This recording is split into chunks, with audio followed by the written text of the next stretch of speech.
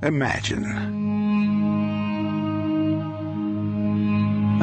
what it was like for those who came before us at the dawn of humankind,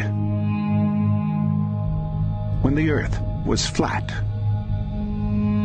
when the moon and sun were our mother and father, and when the stars were just pinholes in the curtain of the sky. When we drew our history with primitive pictures, when we fashioned our shelters inside the cold rock of the landscape, when a long life was 30 years, when everything we saw was a sign, a flash from the sky meant God was angry. When the earth shook, the spirits were displeased.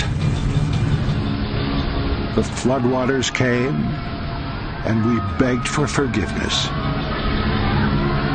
The volcano erupted, and we appeased it with sacrifices. We suffered sickness and disease, and we called it a curse. When loved ones perished, and we called it judgment. Everything was beyond our understanding. Mysterious, strange, wondrous, terrifying, unknown. Yet somehow we believed that we were the center of all things. And then we began to see our world with new eyes.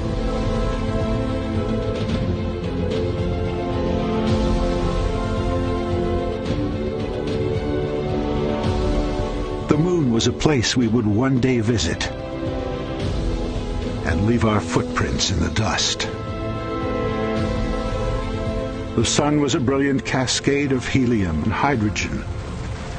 A star, a single solitary star, among billions of other stars, inside a single galaxy, alongside hundreds of billions of other galaxies, in a universe born billions of years before us.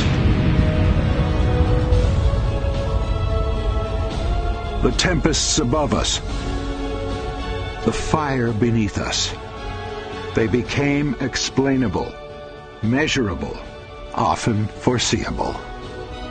Our crude illustrations gave way to rich expressions of picture and verse that ignited the imagination. We built our shelters from wood, mortar, glass, and steel. We discovered living worlds beyond the naked eye, and we inhabited that world to understand and begin to conquer sickness and disease. We began to unlock the code of our very being and discover the bond we share with all living things. We celebrated long lives of over 100 years. Our age is a new age of enlightenment. At this very moment, humankind is beginning to grow beyond the childish fears of its infancy, to refuse to be satisfied with unanswered questions, to acknowledge a universe much grander and more wonderful than the superstitions of our ancestors would ever allow, and to understand that even though we occupy a tiny planet inside a vast universe, we are still part of it. We are growing. We are learning. We are achieving. We are evolving. To finally understand that we are not the center of all things.